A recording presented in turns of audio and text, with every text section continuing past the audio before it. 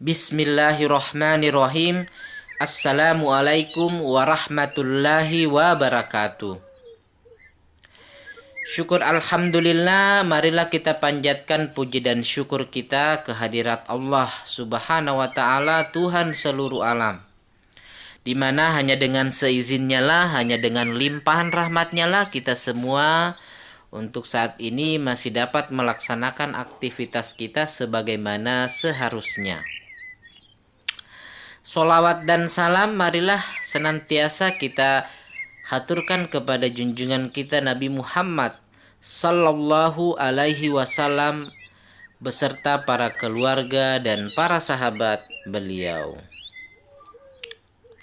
Anak-anakku sekalian yang saya cintai, di video kali ini kita akan melanjutkan pembahasan kita pada materi matriks.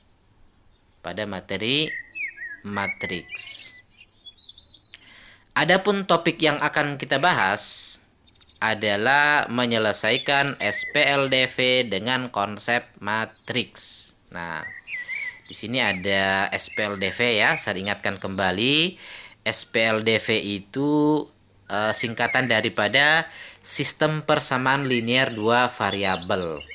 Ini diperkenalkan di bangku SMP ya. Kemudian dipergunakan di berbagai atau di jenjang-jenjang berikutnya. SPLDV ya. Biasanya SPLDV itu menggunakan variabel X dan Y atau kadang juga menggunakan variabel A dan B ya. Intinya tidak selamanya menggunakan variabel X dan Y. Meskipun itu umumnya biasanya digunakan variabel X dan Y. Tapi itu tidak harus ya, tidak harus. Bisa juga menggunakan variabel selain X dan Y. Seperti itu. Nah, seperti yang kita ketahui bersama, dalam menyelesaikan SPLDV itu kita biasanya menggunakan 3 cara ya. Yang pertama adalah cara substitusi, kemudian yang kedua adalah cara eliminasi ya. Maksudnya di sini substitusi murni ya. Jadi semuanya langkah-langkahnya itu kita menggunakan substitusi, itu cara pertama. Kemudian cara kedua ini yang biasa digunakan ya, cara eliminasi ya, cara eliminasi. Adapun cara eliminasi juga yang dimaksud di sini adalah cara eliminasi murni ya, cara eliminasi murni. Adapun cara yang ketiga, nah ini yang umum yang digunakan, yaitu cara gabungan ya, cara gabungan, yaitu gabungan antara cara 1 dan cara 2, gabungan antara substitusi atau cara substitusi dengan cara eliminasi. Itu yang umum digunakan.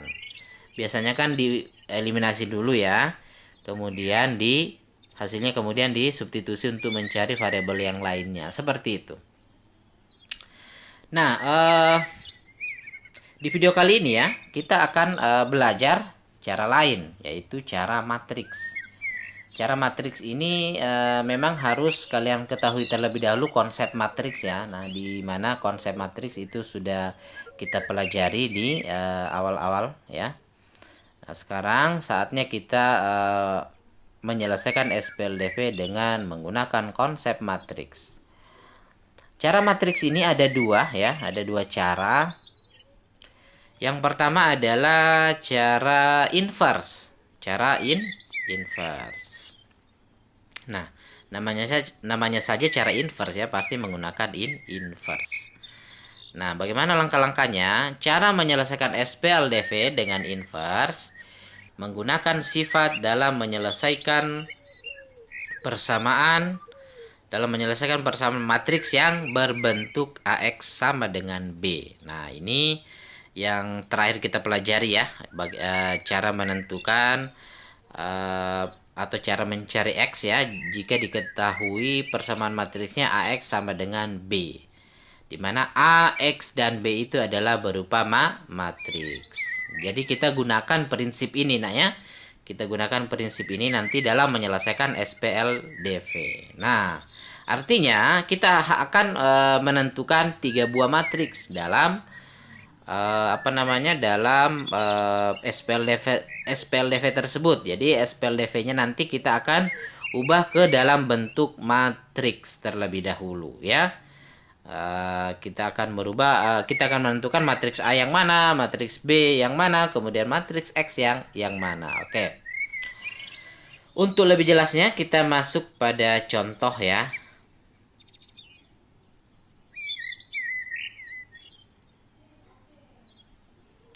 Kita masuk pada contoh pertama ya. Tentukan penyelesaian dari SPLDV. 2x tambah 3y sama dengan 2 dan 5x tambah 4y sama dengan 12. Nah, kita akan bahas secara bersama-sama. Nah, yang pertama kita akan mengubah ya, bentuk SPLDV ini ke dalam bentuk matriks. Bagaimana caranya? Perhatikan. Nah, oke. Jadi nanti ini adalah bentuk AX sama dengan B ya. Jadi kita ubah dulu ke bentuk matriks atau persamaan matriks AX sama dengan B. Dimana adalah matriks A-nya yang ini, kemudian matriks X-nya yang ini ya, yang memuat variabel X dan Y. Kemudian matriks B-nya yang ini, yang sebelah kanan atau di ruas kanan. Nah, pertanyaan, bagaimana caranya? Perhatikan di sini nah ya. Jadi 2, 3, 5, 4 ini ya, entry-entry matriks pada matriks A ini diperoleh dari koefisien SPLDV-nya ya. Nah, di sini ada 2, maka di sini 2 gitu kan. Di sini 3, berarti di sini 3. Di sini 5, di sini 5, kemudian di sini 4, di sini 4. Kemudian yang matriks X-nya ini nanti kalau variabelnya adalah X dan Y, maka di sini nanti XY ya. Kalau variabelnya A dan B, berarti di sini nanti A dan B ya, seperti itu. Kemudian diurutkan lah ya. X itu di atas, Y itu di bawah. Nah, kenapa X di atas? Karena X dulu yang kita jumpai ya. Kalau kita baca dari kiri ya, kita temui X dulu. Kalau seandainya di sini Y-nya, maka Y di atas gitu ya. Kalau misalnya di sini 2y tambah 3x, berarti nanti di sini y dulu baru x. Atau misalnya di sini ab ba ya. Misalnya 2b tambah 3a, berarti nanti di sini b dan a. Oke. Nah, mungkin kalian bertanya kenapa sih bisa diubah seperti ini? Sebenarnya bentuk ini bentuk ini menggunakan prinsip perkalian matriks. Coba kita kalikan bersama, kita uraikan ya.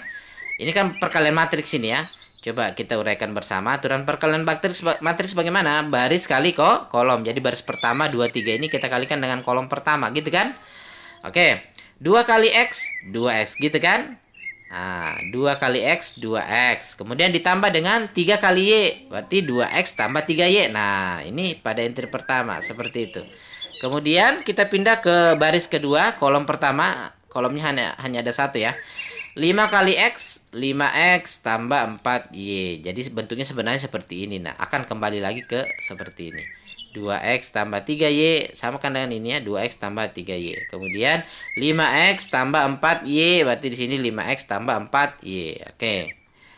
Kemudian yang sebelah kanannya itu diperoleh dari ini ya. 212. Ini 212. Ya, dari sini ya. Ini 212, maka di sini 212. Oke. Nah, kita telah mengubahnya ke dalam bentuk matriks. Nah, bagaimana cara menyelesaikan selanjutnya? Ya, sama dengan cara menyelesaikan persamaan bentuk AX sama dengan B ya. Seperti di awal sudah disampaikan. Ini menggunakan prinsip cara menyelesaikan persamaan matriks AX sama dengan B. AX sama dengan B. Oke. Berarti ini kita sepakati ini adalah matriks A-nya, kemudian ini adalah matriks X-nya, kemudian ini adalah matriks B-nya. Nah, seperti biasa dalam menyelesaikan bentuk persamaan AX sama dengan B, kita akan mencari dulu determinannya ya. Determinan dari matriks A-nya ya. Ini adalah matriks A-nya nak ya. Determinannya AD kurang BC gitu kan ya. AD kurang BC, berarti 2 kali 4 kurang 3 kali 5. Dimana nanti kita peroleh negatif 7. Jadi determinan dari matriks A-nya adalah negatif 7. Oke, kita lanjut mencari inverse dari matriks A-nya. Nah, Masih ingat ya, rumus inverse seperdet A berarti seper negatif 7. Kemudian posisi A dan D ditukar ya. A-nya menempati D, kemudian D-nya menempati A. B dan C-nya tidak ditukar tetapi dinegatifkan ya, keduanya dinegatifkan. Makanya di sini 4, di sini 2 ya, itu hasil pertukaran antara A dan D. Kemudian ini negatif 5, negatif 3 itu adalah hasil dengan menegatifkan B dan C-nya ya. Serasa ini kalian sudah kuasai. Kemudian kita kali masuk ya. Jadi negatif sepertujuh ini kita kali masuk. Nanti bentuknya seperti ini. Oke. Jadi nanti sepertujuh dikali 4 jadinya 4/7 kan ya. Karena ini negatif kali positif maka di sini negatif. Negatif kali negatif, nah ini jadi positif di sini. 3/7. Nah, negatif kali negatif di sini menjadi positif. Negatif kali positif maka di sini menjadi negatif. Oke. Inilah matriks A inverse-nya. Inilah matriks apa?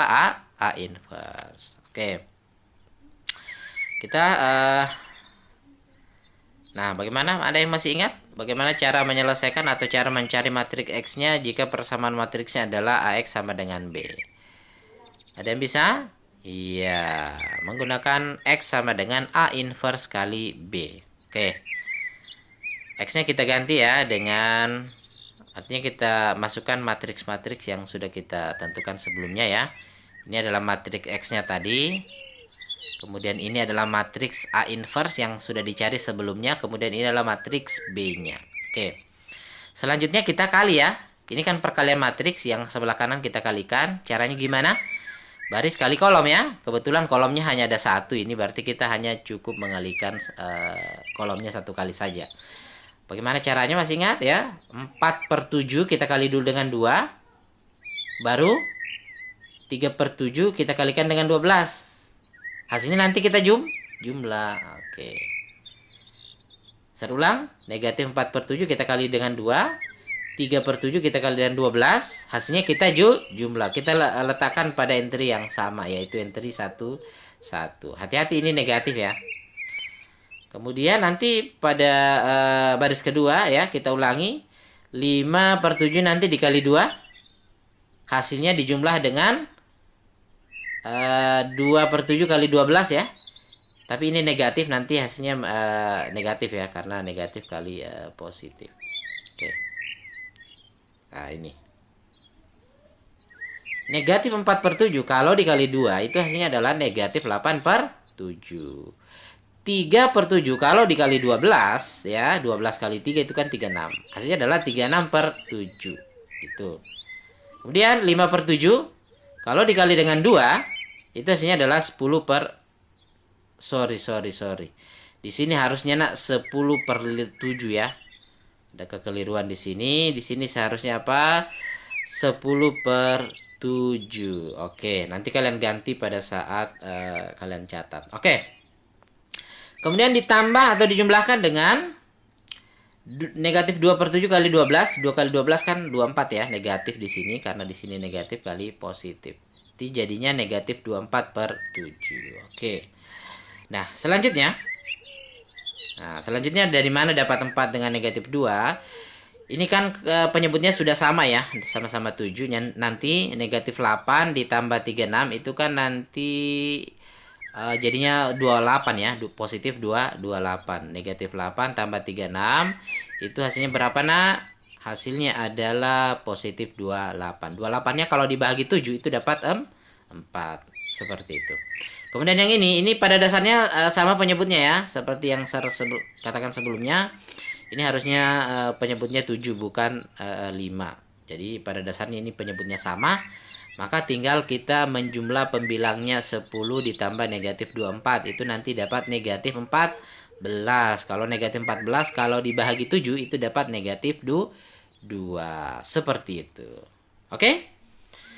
Nah, dari situ kita simpulkan bahwa X-nya sama dengan 4 gitu kan. Y-nya sama dengan negatif 2. Oke. Kita dapatkanlah X dan Y-nya, yaitu X sama dengan 4 dan Y-nya sama dengan negatif 2. Gimana? Gampang kan? Ya, insya Allah gampang, mudah dipahami ya. Tapi kalau ada pertanyaan, Pak Sir, bagaimana mana yang lebih baik digunakan? Itu terserah kalian. Kalau misalnya nanti di apa namanya di kapan-kapan kalian temui soal ya, soal yang dimana soal tersebut memerlukan penyelesaian dari SPLDV, yang mana nanti kalian gunakan itu terserah kalian yang mana lebih mudah, apakah substitusi eliminasi, apakah menggunakan matriks cara inverse ini ya. Itu tidak ada paksaan ya, tidak ada paksaan kecuali ditentukan. Nah, kecuali apa? Kecuali ditentukan di soal bahwa kalian harus menyelesaikan cara ini. Ah, itu biasanya apa namanya digunakan untuk mengetahui sejauh mana pemahaman kalian tentang cara menentukan SPLDV ya, mencari solusi dari SPLDV menggunakan cara matriks. Seperti nanti kan kalau berikan tugas, maka wajib kalian menentukan apa SPL apa namanya penyelesaiannya dengan menggunakan matriks. Kenapa? Karena kita lagi membahas atau kita lagi belajar bagaimana cara menerapkan konsep matriks pada penyelesaian SPLDV. Seperti itu. Maksudnya itu sembarang kalian gunakan yang mana, yang kalian pilih yang mana. Kalau sudah kita tidak apa namanya, kita sudah uh, tidak membahas konsep matriks lagi ya. Misalnya kita membahas transformasi geometri. Nah, di situ ada apa namanya? Ada dibutuhkan menyelesaikan SPLDV. Nah, terserah kalian menggunakan cara mana. Tapi kalau kita masih membahas konsep matriks, maka wajib kita menggunakan cara matriks. Adapun kalau kalian ingin membandingkan hasilnya atau ingin mengetes hasilnya apakah X sama dengan 4 ini dengan Y sama negatif 2 ini benar, nah, boleh juga kalian coba menyelesaikannya dengan menggunakan gabungan substitusi eliminasi ya. Tapi hanya sekedar apa? Sekedar mencocokkan. Seperti itu. Oke? Itu cara pertama. Kita pindah pada cara yang kedua. Kita masih di cara matriks. Hanya cara yang keduanya. Cara yang kedua ini adalah cara determinan. Cara ini ditemukan oleh seorang ilmuwan matematika yang bernama Sarrus ya. Maka cara ini biasa juga disebut dengan cara Sarrus ya. Cara Sarrus. Oke. Di sini kita langsung masuk pada contoh ya. Kita langsung masuk pada contoh. Nah, contohnya di sini saya ambil dari soal yang tadi juga ya. SPLDV yang tadi juga. Yaitu 2x tambah 3y sama dengan 2 ya. Kemudian 5x tambah 4y sama dengan 12. Nah, ya, di sini kita akan menggunakan cara determinan. Berarti di sini yang kata kuncinya ada determinan. Intinya berarti intinya kita menggunakan determinan matriks seperti itu. Nah, adapun cara ini kita akan menentukan 3 buah matriks ya, yang berukuran atau berordo 2 kali 2. Matriks pertama tersebut saja itu adalah matriks D ya. Matriks D, di mana matriks D itu diambil dari apa? Dari koefisien-koefisien SPLDV-nya yang ini maksudnya. Di sini 2 3 5 4 itu dari mana? Dari sini 2 3 5 4. Sama dengan matriks A-nya tadi ya. Kemudian kita determinankan ya. Kita cari determinan dari matriks D itu ya. Nah, ini simbol lain dari determinan ya. Sini saya gunakan simbol ini lagi supaya kalian tidak asing dengan simbol ini. Ini kan maksudnya apa Ini maksudnya adalah determinan matriks D. Caranya mencari determinan itu gimana ya? A kali D berarti 2 kali 4 kurang B kali C 3 kali 5. Oke. Nanti didapat itu negatif 7 ya. Ini kan sama dengan matriks A tadi ya. Determinan matriks A yaitu negatif 7 2 kali 4 itu 8 kurang 15 ya. 3 kali 5 15 negatif 7. Oke. Itu matriks D-nya. Kemudian yang kedua adalah matriks DX. Nah, matriks DX ini perhatikan baik-baik ya. Eh, ini baris pertama itu diambil dari mana? Dari sini. Nah, apa bukan baris pertama, sorry. Ini kolom pertama itu diambil dari sini. Dari 212 ini. Perhatikan apa namanya? Warna dari fontnya ya.